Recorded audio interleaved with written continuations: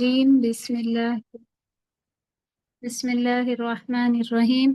رب اشرح لي صدري ويسر لي أمري واحلل عقدة من لساني يفقه قولي. رب زدني علما رب زدني علما.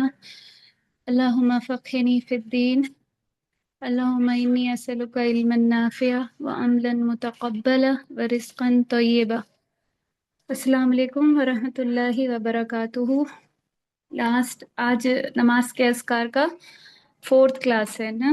پچھلے کلاس میں تھرڈ کلاس میں دعائے استفتاح کے بارے میں پڑھا تھا کہ جو نماز کی تکبیر تحریمہ کے بعد جو دعا سب سے پہلے پڑھی جاتی ہے دعائے استفتاح کہلاتی ہے. تو اس میں دو دعائیں پڑھی تھی. ایک یہ جو اسکرین پہ دکھ رہی ہے وہ سبحانک اللہم و بحمدک وتبارک اسمک وتعالی جدک ولا الہ غیرک. اس کا ڈیٹیل لاسٹ کلاس میں ہو گیا تھا. اور دوسری یہ والی دعا اللہم باعد بینی والی، تو اس کا بھی ڈیٹیل لاسٹ کلاس میں کیا تھا. ٹھیک ہے. تو اب اگلی آج جو ہے دو اور جو دعائیں استفتاح ہیں ان کے بارے میں پڑھیں گے. لیکن اس سے پہلے تھوڑا سا کچھ پوائنٹس میرے ذہن میں آئے کہ بتاؤں کہ نماز میں کنسنٹریشن بنانے کے لیے کیا کیا کرنا چاہیے. ٹھیک ہے. یعنی کہ ہم ایسے کون سے طریقے اپنائیں جس سے ہمارا نماز میں خشوع بڑھ جائے. پہلا یہ کہ جب نماز کے لیے ہم جب شروع کریں نا تو ہم اپنے دل کی حالت دیکھیں، ہماری کیفیت کیا ہے، کہ ہم بہت زیادہ غصے میں تو نہیں ہیں، یا کسی سے فون پہ کبھی ایسا ہوتا ہے کہ فون پہ بات کی ہوتی ہے کوئی غصے میں ہوتا ہے یا کسی کوئی صدمے میں ہوتا ہے. جو بھی ایکسٹریم ایموشنل حالات ہیں نا انہی حالات کو لے کے اگر نماز شروع کرتے ہیں تو نماز میں بھی وہی ایموشن ہوتے ہیں. بہت زیادہ غصے کے حالت میں اگر ہوں گے تو نماز میں کنسنٹریشن نہیں ہوگا. اسی طرح بہت زیادہ ایموشنل کوئی بات کسی سے کی ہے یا کسی نے کوئی ایسی بات کر دی ہے کہ آپ کا دل دکھا ہے تو وہ ریپیٹ مائنڈ میں چلتا رہے گا، جس کی وجہ سے نماز میں کنسنٹریشن نہیں بنے گا. ٹھیک ہے. پھر یہ ہے کہ نماز پڑھنے کی جو جگہ ہونی چاہیے نا وہ ایسے چنیں کہ تھوڑا سیپریشن ہو اور دوسری جگہوں سے. یا تو اگر پاسبل ہے کہ گھر میں کوئی ایک مخصوص کمرہ ہونا چاہیے جس میں انسان تھوڑا کنسنٹریشن سے نماز پڑھ لے. آمنے سامنے کوئی ایسی تصویر یا کوئی ایسی چیزیں نہیں ہونی چاہیے کہ جو دھیان بھٹکائیں. تو تنہائی میں پڑھی گئی نماز جو ہے وہ اکثر اچھی پڑھی جاتی ہے. پھر یہ ہے کہ جلدی جلدی پڑھنے سے کترانا چاہیے. جلدی بازی میں نہیں پڑھیں، اور جو ہم پڑھ رہے ہیں نا وہ لفظ تھوڑا کلیئر رکھیں اور آرام آرام سے بولیں. دوسرا یہ کہ جو ہم پڑھ رہے ہیں اگر اس کا میننگ پتہ ہو یا میننگ پر غور کریں اس سے بھی نماز میں خشوع بڑھتا ہے. نظر کا بہت زیادہ خیال رکھیں. نظر جب بھی نماز میں قیام کرتے ہیں تو نظر جو ہے سجدے والی جگہ پہ اگر ہوگی نا تو اس سے بہت اچھا کنسنٹریشن بڑھتا ہے. وہ ایک طریقے کی ایکسرسائز بھی ہے جو کنسنٹریشن بڑھانے کے لیے. اگلا ہے کہ یہ سوچ ہمیشہ ہونی چاہیے کہ یہ ایک روٹین کام نہیں ہے وہ روٹین کا کام، لیکن روٹین میں کام ہونے کے ساتھ ساتھ یہ ضرور سوچنا چاہیے کہ اب میں جو ہوں ایک عظیم ہستی سے ملاقات کرنے کے لیے کھڑی ہو رہی ہوں، یعنی میں اللہ تعالیٰ کے سامنے کھڑے ہو رہی ہوں. ٹھیک. اور یہ کہ آج کل جو سب سے بڑا فتنہ ہے موبائل، تو موبائل اگر پاسبل ہو تو وائبریشن یا سائلنٹ موڈ پہ رکھیں. اور موبائل اصل میں کیا ہے کہ بہت زیادہ ڈسٹریکٹ کرتا ہے. ہمیں ڈیجیٹل بریک لینے کی بہت زیادہ ضرورت ہے. ہر وقت موبائل پہ نہیں رہنا چاہیے. دوسرا یہ کہ جب ہم وضو کرتے ہیں نا تو وضو اور نماز کے بیچ کا گیپ کم رکھیں. ایسا نہیں ہونا چاہیے کہ وضو کرنے کھڑے ہوئے اور وضو کے بعد آئے نماز پڑھنے کے لیے اور کیا ہوتا ہے کہ کسی کا فون آ گیا، فون ریسیو کر لیا اسی دوران، یا پھر موبائل میں ایسے ہی اسکرول کرنا شروع ہو گیا. تو اس سے بھی کنسنٹریشن جو ہے وہ ہٹتا ہے، کیونکہ جو نماز کی پہلی حالت میں ہوں گے نا وہی نماز میں ہوگا. موبائل کو ہمیں کیا ہے نا موبائل کا غلام نہیں بننا ہے. ٹھیک ہے. موبائل کو ضرورت کے لحاظ سے ہی یوز کرنا ہے. اور اس سے بہت ساری کیا کہتے ہیں خرابیاں ہیں جو ڈسکس کریں گے انشاءاللہ آج. اگلا ہے کہ ہاں ملٹی ٹاسکنگ نہیں ہونا ہے، یعنی سب جو ہیں یہاں پر عورتیں ہیں، ہم لوگ کے گھر کے کام بھی ہوتے ہیں، تو ایسا نہیں ہونا چاہیے کہ کوئی چیز کچن میں پکانے کے لیے رکھ دیا ہے اور پھر ہلکی ہلکی اس پہ رکھ دیا ہے اسٹوو پہ اور نماز کے لیے کھڑے ہو گئے. یہ بھی بہت زیادہ کنسنٹریشن بگاڑتا ہے. ہمیں لگتا ہے کہ ہم ایک وقت میں دو کام کر لیں گے، لیکن ایسا ہوتا نہیں ہے کہ ایک وقت میں دو کام. ایک کام بگڑے گا، یا تو کچن کا کام بگڑ جائے گا یا پھر نماز بگڑے گی. ٹھیک ہے، تو بہتر ہے کہ پہلے کر لیا جائے یا پھر سکون سے نماز پڑھنے کے بعد اس کو پھر کیا جائے. پھر ہے کہ جو جگہ ہے نا نماز والی وہ صاف ہونی چاہیے، اس میں کوئی گندگی نہیں ہونی چاہیے. اور یہ ہے کہ آپ کا جو نماز ہے نا اس پہ اگر خوشبو عطر وغیرہ لگا لیں گے تو جب سجدے میں جائیں گے تو خوشبو سونگنے پر بھی نماز کا مجھے کنسنٹریشن بڑھتا ہے. اچھی خوشبو سے اچھا کنسنٹریشن بڑھتا ہے. دوسرا یہ کہ جسم پاک ہو اور کپڑے پاک ہو. کپڑے پاک ہونے کا یہ ہے کہ نماز کے لیے تو قرآن میں بھی آیا ہے، نماز کے لیے قرآن میں آیا ہے کہ جب نماز کے لیے آپ جائیں تو زینت اختیار کریں. تو زینت اختیار کا مطلب کیا ہے؟ یہ نہیں ہے کہ بہت ہی اچھے مطلب عالی شان جوڑے نکال کے پہنے یا پھر جویلری یا پھر کچھ اور چیزیں ایکسٹرا. ایسے نہیں ہے. اس کا مطلب یہ ہے کہ آپ جو ہو کپڑے صاف ہو، باریک نہ ہو، موٹے ہوں، اور پلس یہ کہ خوشبودار ہو. ٹھیک ہے. اب سب لیڈیز کہتے ہیں کچن میں کام کرتے، سمر سے ہیں، بہت زیادہ سویٹنگ ہوتی ہے، تو بہتر ہے کہ وہ کپڑے بدل لیے جائیں. ٹھیک ہے، بدلیں گے تو خوشبو ہوگا. آپ نے اکثر یہ نوٹس کیا ہوگا کہ جب ہم غسل کر کے نماز پڑھنے کے لیے کھڑے ہوتے ہیں نا، اور غسل نہیں کیا ہو تو نماز پڑھنے کے لیے کھڑے ہوتے ہیں، تو دونوں میں فرق آتا ہے. تو یہ کچھ پوائنٹس ہیں جس میں کیا کہتے ہیں نماز میں خشوع بڑھانے کے لیے یہ مددگار ثابت ہو سکتے ہیں. ٹھیک ہے، اب شروع کرتے ہیں انشاءاللہ اگلی دعائیں استفتاح. ٹھیک، پہلے دو ہو گئی تھی، ایک یہ ہے. تو کیا ہے یہ دعائیں؟ تیسری دعائیں استفتاح. اعوذ باللہ من الشیطان الرجیم، بسم اللہ الرحمن الرحیم. اللہ اکبر کبیرا والحمد للہ کثیرا وسبحان اللہ بکرۃ واصیلا. اللہ سب سے بڑا ہے، بہت بڑا. تمام تعریفیں اللہ ہی کے لیے ہیں، بہت زیادہ تعریف، اور صبح شام اللہ ہی کی پاکی بیان ہے. تو اس میں جو شروعات ہے نا، یہ بہت سب کو پتہ ہے اس کا لفظی ترجمہ کہ اکبر کے معنی کیا ہیں. اکبر سے ہی بنا ہے کبیرہ. کبیر کا مطلب ہوتا ہے بہت بڑا.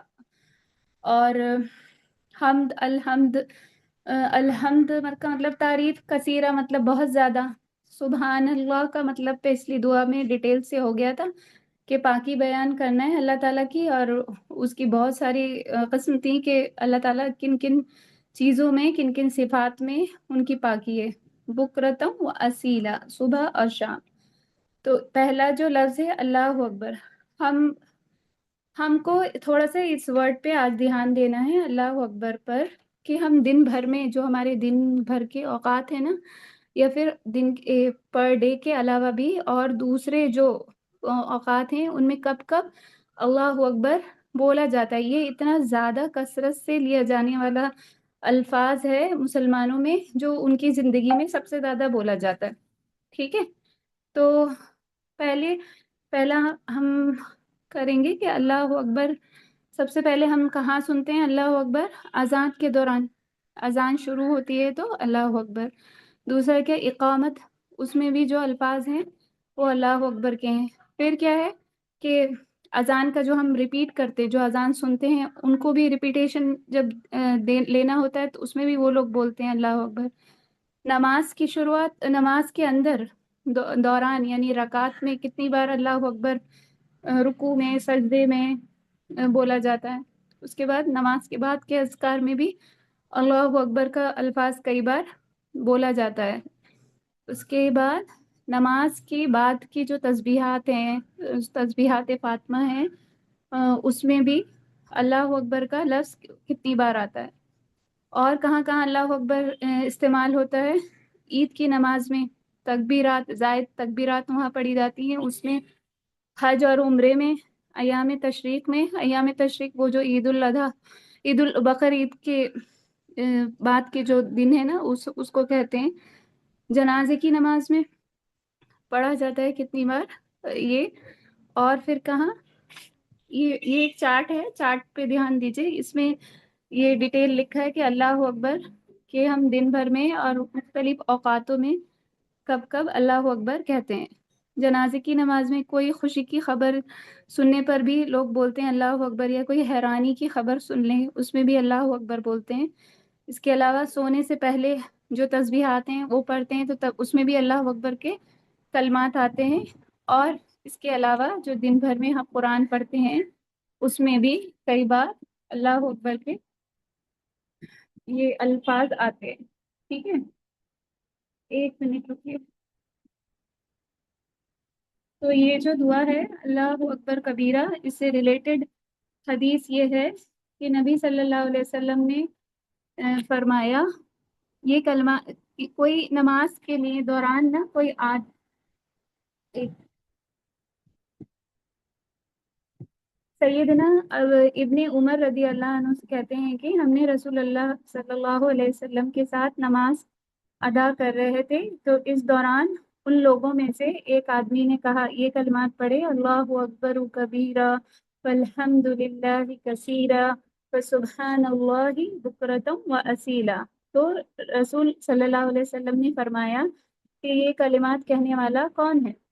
तो लोगों में से एक आदमी ने कहा, "अ, मैं या रसूल अल्लाह सल्लल्लाहु अलैहि वसल्लम"। तो आप सल्लल्लाहु अलैहि वसल्लम ने फरमाया कि मुझे इस बात पर ताज्जुब है कि उसके लिए आसमान के दरवाजे खोल दिए गए। इब्ने उमर रदी अल्लाह अन्हु फरमाते हैं कि जब से मैंने रसूल अल्लाह सल्लल्लाहु अलैहि वसल्लम को ये कहते सुना तो कभी भी इन कलिमात को नहीं छोड़ा। ये सही मुस्लिम की रिवायत है। यानी अ, ये जो आदमी था ना, ये नबी सल्लल्लाहु अलैहि वसल्लम को नहीं पता था कि ये कौन है, इसीलिए तो उन्होंने सवाल किया ना कि ये आदमी कौन है जिसने ये कलिमात कहे। तो इस हदीस से ये भी बात पता चलती है कि नबी सल्लल्लाहु अलैहि वसल्लम को इल्म गायब नहीं था, उनके पास वो इल्म था जो वही के जरिए सिर्फ आता था। फिर क्या है कि अ, इसमें जो है अल्लाह अकबर के बारे में मैं थोड़ा सा और बताऊंगी कि जब हम अल्लाह की बड़ाई करते हैं ना दिल से, ये दुआ इतनी अच्छी है कि अगर एकदम समझ के पढ़ो ना, ये दिल पे बहुत असर करती है। तो जब हम अल्लाह की बड़ाई करते हैं तो उससे क्या होता है कि हम कह रहे हैं कि अल्लाह ही सबसे बड़ा है, हम बड़े नहीं हैं। यानी हमारे अंदर जो तकब्बुर है ना वो खत्म हो जाता है। ठीक है। और और हमद जब हम कहते हैं, जब अल्हम्दुलिल्लाह, तो उसका मतलब ये है कि अल्लाह ताला की ही सारी तारीफ है और वही सारी तारीफ के काबिल है। और इससे हम अपनी ज़िंदगी रिलेट करें कि जब सारी बड़ाई और सारी तारीफ अल्लाह के लिए है, कि अगर हम कोई काम करें और कोई हमारी तारीफ नहीं भी करे तब दिल पे नहीं लेना चाहिए, और सोचना चाहिए कि तब ये सारी तारीफ क्या है, अल्लाह के लिए है। कि क्या होता है कि बहुत सारे लोग होते हैं ना, बहुत इल्म वाले होते हैं, तो कुछ लोगों को इल्म का तकब्बुर हो जाता है, या वो चाहते हैं कि मेरे पास जो इल्म है उसकी मुझे मेरी तारीफ हो। या कोई लोग कुरान की क़िरात या उसकी तिलावत बहुत अच्छी करते हैं, तो डिपेंड करता है कि नीयत उनकी क्या है। तो वो सब भी नहीं होना चाहिए। अगर हम अच्छा किसी के पास कोई इल्म है, या कोई भी लेडी है वो खाना अच्छा पका पा रही है, या सिलाई, या उसकी कोई आदत है जो हम कहें ये कितनी अच्छी आदत की है, तो वो ये सोचना चाहिए कि ये आदत जो मेरे पास है, या इल्म जो मेरे पास है, या कोई मेरी खूबसूरती की तारीफ करता है, कहते हैं ना ये कितनी खूबसूरत है, तो हमारा दिल क्या होता है, वाह हम कितने अच्छे लग रहे हैं। तो उसी दौरान ना ये सोचना चाहिए कि ये जो हुस्न है वो दिया किसने है, देने वाला कौन है। तो जितनी भी दुनिया की जितनी भी अच्छी चीजें हैं, जब उनको देख के इंसान कहता है ये कितना अच्छा है ना, तो उसकी निस्बत पलट के किसकी तरफ जाती है, अल्लाह की तरफ, क्योंकि फाइनली तारीफ के काबिल तो अल्लाह ताला ही है। कोई भी इल्म, कोई भी सलाहियत किसी भी इंसान की खुद की तो दी भी नहीं है, वो पैदा होके लेके तो नहीं आता है, धीरे धीरे उसमें डेवलप करता है अल्लाह ताला। ठीक है। अगर हम लेडीज है ना, हमको सबसे ज्यादा फिक्र किस बात की होती है कि मैंने किसी के लिए बहुत अच्छा खाना बनाया, बहुत अच्छा दिया, اور کسی نے تعریف بھی نہیں کری تو اس پہ تھوڑا بھی دل کم نہیں کرنا چاہیے، کیونکہ یہ سوچنا چاہیے کہ میری نیت تو اللہ کو خوش کرنے کی تھی اور جو میرا کام تھا وہ ہو گیا، بس اتنا ہی کافی ہے. ٹھیک ہے. پھر کیا ہے کہ اللہ تعالیٰ کی جو نعمتیں ہیں نا ان کو دیکھ کے بھی الحمدللہ کہنا چاہیے. کئی بار حدیثوں میں بار بار کہا جاتا ہے کہ آسمان کی طرف دیکھو کہ آسمان کس طریقے سے بنا ہے. تو جتنی بھی اللہ تعالیٰ کی قدرت ہے نا، دنیا میں جتنی بھی اللہ تعالیٰ نے نعمتیں اتاری ہیں نا، وہ اسی لیے اتاری ہیں کہ ہم ان سے دیکھیں اور اللہ تعالیٰ کو پہچانیں اور اس پہ اللہ تعالیٰ کی حمد بیان کریں. تو آسمان کو، تخلیق کو دیکھنا، اس میں اتنے سارے چینجز ہوتے ہیں دن بھر میں، صبح سے لے کے شام تک. صبح کتنا اس کا جو رنگ ایک بدلتا رہتا ہے، اندھیرے سے صبح، پھر شام، پھر کیا بارشیں آتی ہیں تو اس کا تب الگ رنگ تبدیل ہوتا ہے، بادل آتے ہیں، بادل چلتے ہیں، ہواؤں سے بادل ادھر سے ادھر جاتے ہیں. تو کتنی ساری چینجز ہیں آسمان میں. اور اتنا بڑا آسمان بغیر کسی پلر کے، بغیر کسی کریک کے ایسے ہی ہے. تو جب ہم بالکل دھیان سے سوچیں گے کہ ہاں واقعی اللہ کتنا بڑا ہے، کتنی بڑی بڑی تخلیق کری ہے اللہ تعالیٰ نے، تو چیزیں دل پہ اثر کرتی ہیں. ٹھیک ہے. پھر یہ ہے کہ نماز سے پہلے نماز کے کنسنٹریشن کی بات ہوئی تھی، تو اس میں ایک پوائنٹ میں یہ اور ایڈ کرنا چاہوں گی کہ جو ہم زندگی ہے نا، ہم اپنی زندگی کے اوقات کو نا یہ چیک کرنا چاہیے کہ ہم کیا پر ڈے میں کیا کرتے ہیں. کہ میری عبادت اور خدمت اور دعوت، یہ تین کیٹیگریز کو نا اپنے ہر دن کو ڈیوائڈ کرنا چاہیے کہ میں نے آج عبادت کری، ٹھیک سے کری. خدمت میں نے کس کی خدمت کری؟ ماں باپ ہیں جس کے انڈر میں جو لوگ ہیں ان کی میں خدمت کر پا رہی، جیسے ماں باپ ہوئے یا کسی کے ساس سسر ہوئے یا کوئی کیا کہتے ہیں ڈاکٹر یا ٹیچر ہے تو اس نے خدمت خلق کا کتنا کام کیا. تو خدمت خلق ایک تو وہ ہو گئی، جاب ہو گئی کہ جو پیڈ ہے، کہ یہ پیڈ ورک ہے، یہ میں نے کیا، اس کے لیے مجھے پے کر دیا گیا. یہ جیسے ٹیچر ہے، میرا یہ وقت تھا، میں نے اس وقت میں یہ سلیبس پڑھایا، میرا کام ختم. لیکن جو لوگ احسان کرنے والے ہوتے ہیں نا تو ان کا بدلہ احسان ہی ہوتا ہے. جیسے سورہ رحمان میں آتا ہے هل جزاء الاحسان الا الاحسان، جو احسان کرے گا اس کا بدلہ کیا ہوگا؟ احسان ہی ہوگا. تو اگر کوئی بھی ٹیچر کسی بھی اسٹوڈینٹ کو کمزور سمجھ کے اس کے لیے ایکسٹرا ورک نکالتی ہے یا سلیبس سے ہٹ کے کچھ ایکسٹرا نالج دیتی ہے تو اس پہ احسان ہوا اس اسٹوڈینٹ پہ. یا ایسے ہی کوئی ڈاکٹر ہے کہ اس کا، مان لیے ڈاکٹر کسی اور فیلڈ کا ہے اور پیشنٹ سوال کسی اور فیلڈ سے ریلیٹڈ کر رہا ہے، ڈاکٹر کو ڈائگنوسس کا ہے، پیشنٹ سوال کر رہا ہے ٹریٹمنٹ کا، تو اگر ڈاکٹر کو پتا ہے وہ صحیح گائیڈ کر سکتا ہے پیشنٹ کو تو اسے کرنا چاہیے اور یہ اس کے اوپر احسان ہو. یا پھر آٹو میں جاتے ہیں، آٹو کا بل اگر کچھ آ رہا ہے اور ڈرائیور نہیں بھی مانگ رہا ہے اور آپ اگر اس کو بنا مانگے بھی کچھ ایکسٹرا پیسے دے دیتے ہیں تو اس کے اوپر احسان ہے. تو ہر چیز، ہر زندگی میں کیا گیا ہر احسان جو ہے وہ کاؤنٹ ہوگا اور اس کا بدلہ اللہ تعالیٰ احسان ہی دیں گے. اور یہ کہ جب ہم کسی انسان کی خدمت دل سے کرتے ہیں نا تو ہمارے اندر کیا کہتے ہیں ایک قدرتی خوشی محسوس ہوتی ہے. ٹھیک ہے. جب ہم کسی کی بھی مدد کرتے ہیں تو وہ خوشی نا ہماری باڈی سے جھلکتی ہے. اگر ہم ایک تو یہ ہوتا ہے کہ جیسے زکوٰۃ نکالنا ہے، مجھے فائنینشلی کاؤنٹ کر کے نکالنا ہے اور کسی کو دے دینا ہے، وہ تو ہے. اور ایک یہ ہے کہ آپ دل سے کسی کی واقعی مدد کرنا چاہتے ہیں، کسی کوئی آپ کے جاننے والے میں بیوہ ہے یا کوئی یتیم بچہ ہے، اس کو آپ افسوس ہوتا ہے اس کو دیکھ کے اور آپ اس کی مدد کرتے ہیں نا، تو اس مدد کی وجہ سے جو آپ کی باڈی میں چینجز ہوتے ہیں نا وہ بہت یونیک ہوتے ہیں.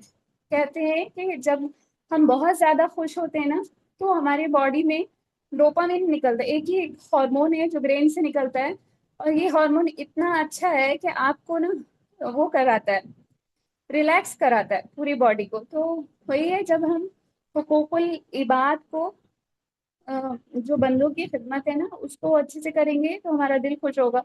اور جب ہمارا دل خوش ہوگا تو ہماری نمازیں بھی اچھی حالت میں ہوں گی. تو یہ میرا کو ریلیٹ کرنا ہے نماز کے خشوع سے حقوق العباد کو. اور دوسرا یہ کہ دعوت کا کام ہم دن میں کتنا کیا. تو یہ 3 پوائنٹ کی پوائنٹ اپنی زندگی میں ضرور رکھنا چاہیے کہ میری اپنی عبادت کیسی ہے، میں خدمت کن کن لوگوں کی کر رہی ہوں دن بھر میں، اور یہ کہ میں نے آج دعوت کا کام کتنا کیا.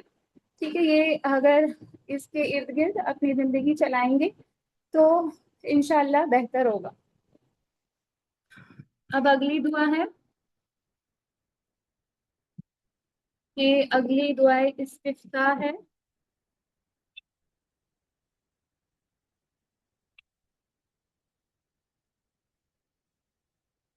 अल्हम्दुलिल्लाहि हम्दन कसीरन तय्यबन मुबारकन फी.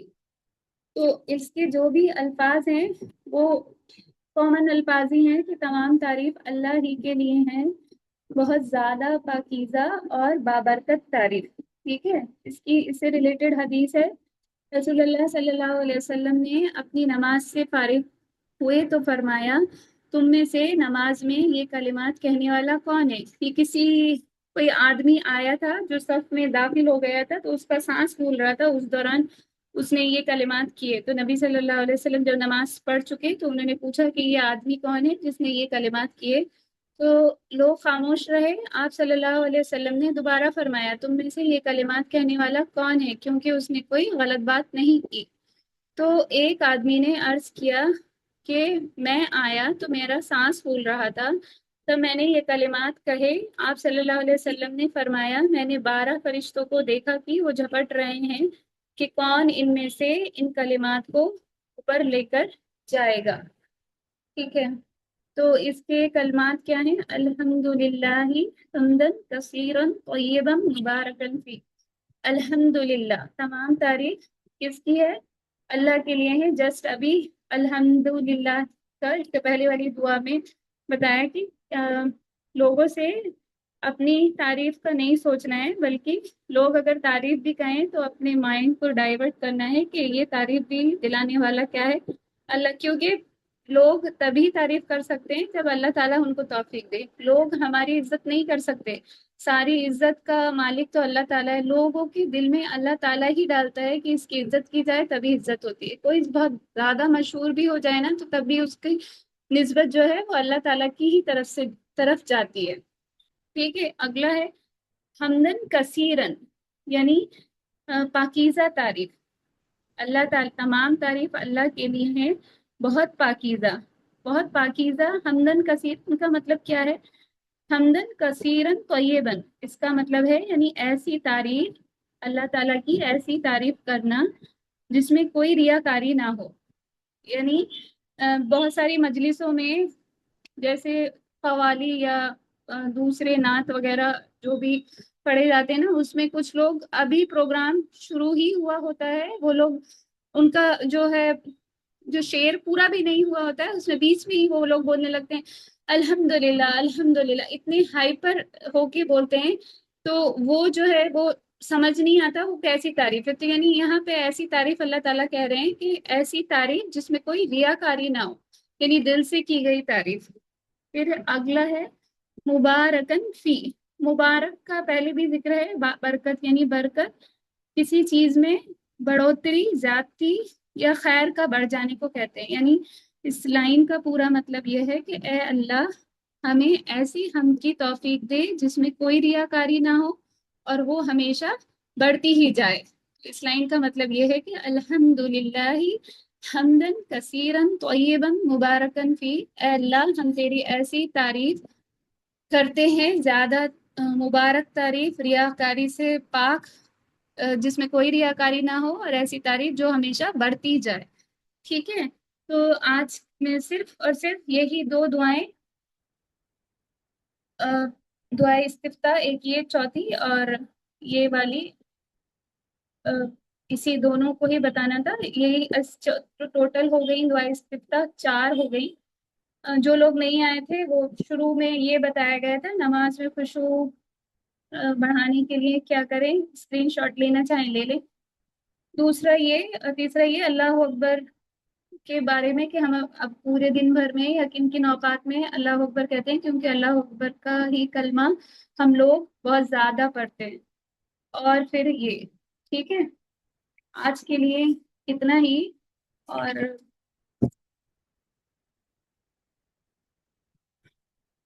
ठीक है, आज के लिए इतना ही. सुब्हानक अल्लाहुम्मा व बिहम्दिका तबारक अस्मुका तआला जद्दुका ला इलाहा गैरुक रब्बि जअलनी मुक़ीमस सलाति व मिन ज़ुर्रियती सुब्हानल्लाहि व बिहम्दिही سبحان الله.